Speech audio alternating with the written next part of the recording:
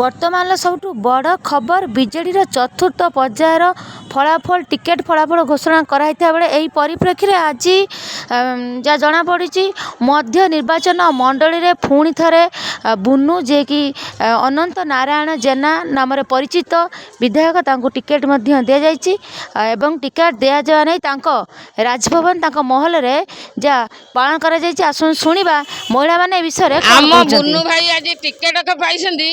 ଆମେ ବହୁତ ଖୁସି ଅଛୁ। ଆମ ବସ୍ତି ବାସିନ୍ଦା ଆମେ ଏତେ ଖୁସି ଅଛୁ ଯେ ଖୁସିର ତଳନା ନାହିଁ।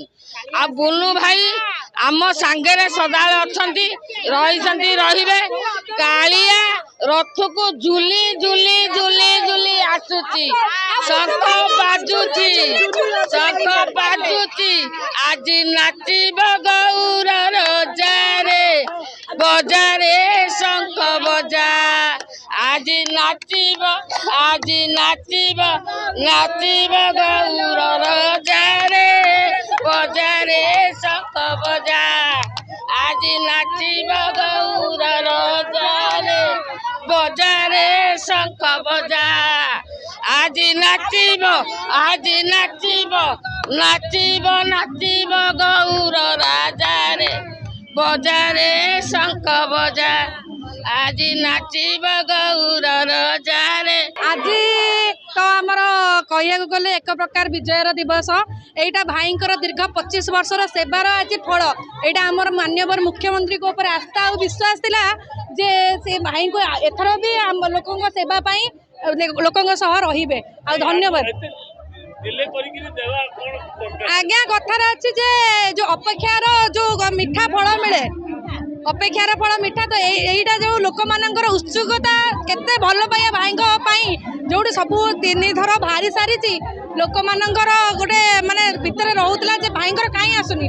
ଆଜି ଯୋଉ ବାହାରିଲା ଦେଖନ୍ତୁ କେତେ ମାତ୍ରାରେ ଲୋକମାନେ ଆସିଛନ୍ତି ତାଙ୍କୁ କଂଗ୍ରାଚୁଲେସନ୍ କହିବା ପାଇଁ। ଆମର ବିଗତ ଦିନରେ ଆମର ପ୍ରୋଗ୍ରାମ ହେଇଥିଲା ଗୋଟେ, ସେଥିରେ ତ ବହୁତ ମାନେ ହଜାର ହଜାର ମାତ୍ରାରେ ଲୋକମାନେ ଆସି ଯୋଗଦାନ ଦେଇଥିଲେ। ସେଇ ଦିନଠୁ ହିଁ ଆମେ ଜାଣିଛୁ ଯେ ଭାଇଙ୍କ ସାଙ୍ଗେ ସେବେ ବି ଲୋକମାନେ ଥିଲେ, ଆଜି ବି ଅଛନ୍ତି, ଆଉ ସବୁଦିନ ପାଇଁ ହିଁ ରହିବେ। କହିବେ ଆପଣଙ୍କ ଭାଇକୁ ଆଜି ଟିକେଟ ଥିଲା, ଏତେ ଦିନ ପର୍ଯ୍ୟନ୍ତ ଅନ୍ୟ ଉତ୍ତର ଆଉ ଏକାମ୍ରର ଟିକେଟ ଦରକାର ଥିଲା, ଆଉ ଏଇଠି ଭାଇଙ୍କୁ କହିବେ।